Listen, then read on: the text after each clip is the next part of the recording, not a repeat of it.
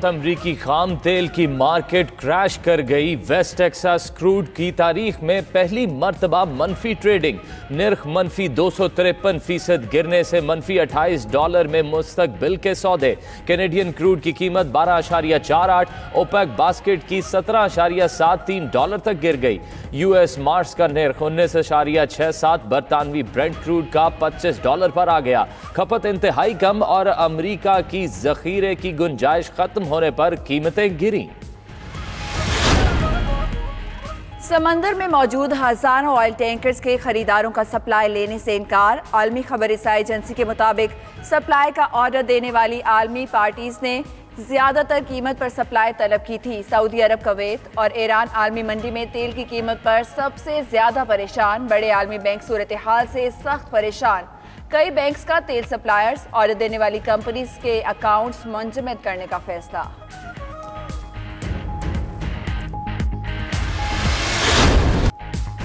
आलमी मंडी में तेल की कीमतों में तारीखी गिरावट। पाकिस्तान में पेट्रोलियम मसनूआत सस्ती होने का इम्कान। मुल्क में इस वक्त फी लीटर पेट्रोल तकरीबन 97 रुपए में मिल रहा है। आलमी मंडी में पेट्रोल की कीमत 35 से 50 रुपए के दरमियान बनती है। जराये के मुताबिक पाकिस्तान में पेट्रोल का निर्ख 50 से 70 रुपए लीटर तक के दरमियान आ सकता है। 20 रुपए फी लीटर टैक्स और लेवी की सूरत में लिए जा सकते हैं।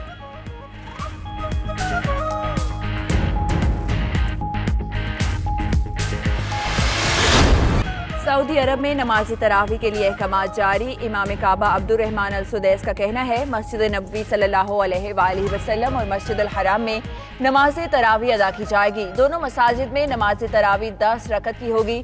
नमाज तरावी में सिर्फ मसाजिद की इंतजामिया और खादमीन शरीक होंगे। मस्जिद नबवी सल्लल्लाहु अलैहि वसल्लम और मस्जिद अल हराम में नमाजियों की पाबंदी बरकरार रहेगी।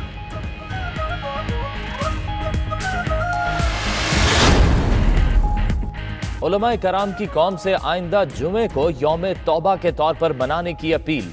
वजीर आजम की जेर सदारत उलमाए कराम का इजलास। इमरान खान ने माह मुकद्दस में इबादत के साथ हिफाजती तदाबीर पर मुशावरत की। फिरदौस आशिकवान ने कहा कि वजीर आजम चाहते हैं मसाजिद आबाद रहें। नूरुल हक कादरी बोले,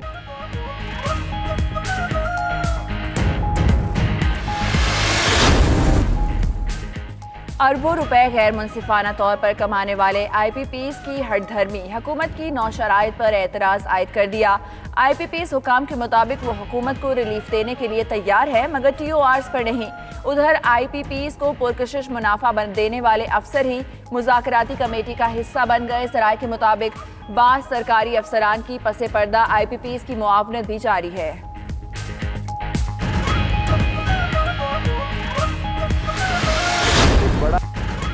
आटा और चीनी बहरान से बड़ा जिन IPPs की बोतल से निकलेगा। शेख रशीद की प्रोग्राम नाइट एडिशन में गुफ्तगू।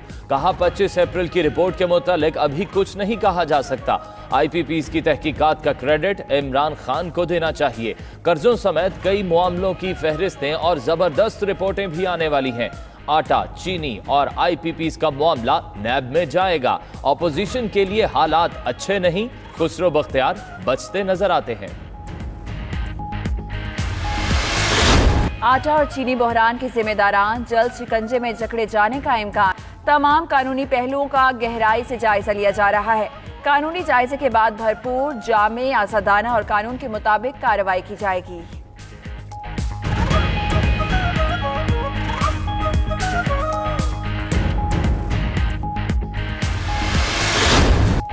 नैब ने शहबाज शरीफ को असासाजात केस में पेश होने का आखिरी मौका दे दिया। नैब लाहौर ने 22 अप्रैल का नोटिस जारी कर दिया।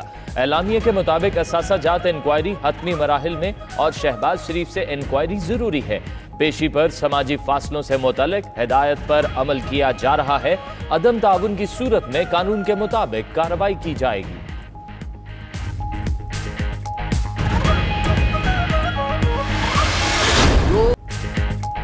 नून लीग का शहबाज शरीफ से 22 अप्रैल को नैब तफ्तीश कैमरे लगाकर करने का मुतालबा। शाहिद खाकान कहते हैं अवाम को पता चलना चाहिए क्या तफ्तीश की जा रही है।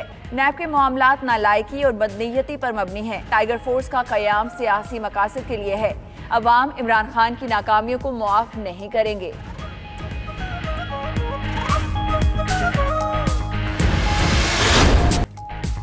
बैतुल माल और ज़कात फंड का इंतजामी कामों के लिए इस्तेमाल, सुप्रीम कोर्ट ने शरई राय तलब कर ली। चीफ जस्टिस ने दौरान समाअत रिमार्क्स दिए, हुकूमत पैसे खर्च कर रही है लेकिन नजर कुछ नहीं आ रहा कि क्या हो रहा है। कपड़े की दुकान खोले बगैर दर्जी की दुकान खोलने का क्या फायदा।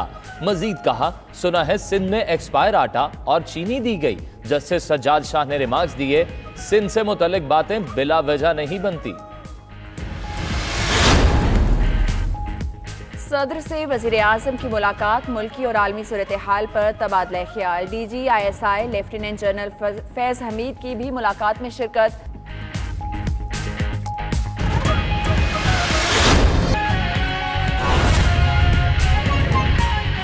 मसाजिद से करना ये एक ऐसी जिम्मेदारी है, ये एक ऐसी सोच है जिसकी पूरे पाकिस्तान और पाकिस्तान से बाहर आलम इस्लाम में और पूरी दुनिया में कहीं नजीर नहीं मिलती। और वजीर आजम पाकिस्तान ने जो हकूक अल्लाह की अदायगी का महवर और मरकज था, जो हमारी मसाजिद थी, उनको हकूकुल इबाद के साथ जोड़ के हकूक अल्लाह और हकूकुल इबाद में जो तवाज़न पैदा करने की इस सलामिये के जरिए कोशिश की है, उलमा हजरात ने उसे इस्लाम की हकीकी अक्कासी करार देते हुए वजीर आजम की इन काविशों को खराज तहसीन पेश किया। वजीर आजम साहब ने उलमा के साथ उनकी तमाम जो मुतालबात थे उनको सुनने के बाद उनको यकीन दिलाया कि जो जुम्मा आने वाला है, यानी रमजानुल मुबारक से पहले या रमजानुल मुबारक के दौरान, उस जुम्मातुल मुबारक को, क्योंकि अक्सरियत उलमा हजरात की तरफ से ये तजवीज़ आई थी कि उसे यौम तौबा और यौम रहमत के तौर पे मनाया जाए, ताकि परवरदिगार की जो इस वक्त पूरी मखलूक जो है पूरे कायनात के अंदर मुश्किलात का शिकार है, उसकी तकलीफ के अजाले के लिए दुआएं की जाएं।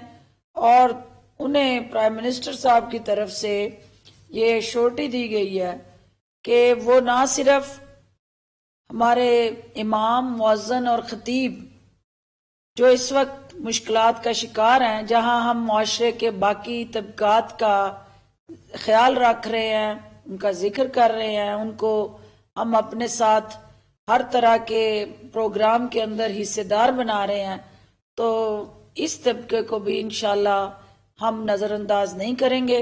और प्राइम मिनिस्टर साहब अनकरीब कोई ऐसा कम्प्रीहेंसिव प्रोग्राम मुतारफ कराएंगे जिससे इनकी दारसी हो।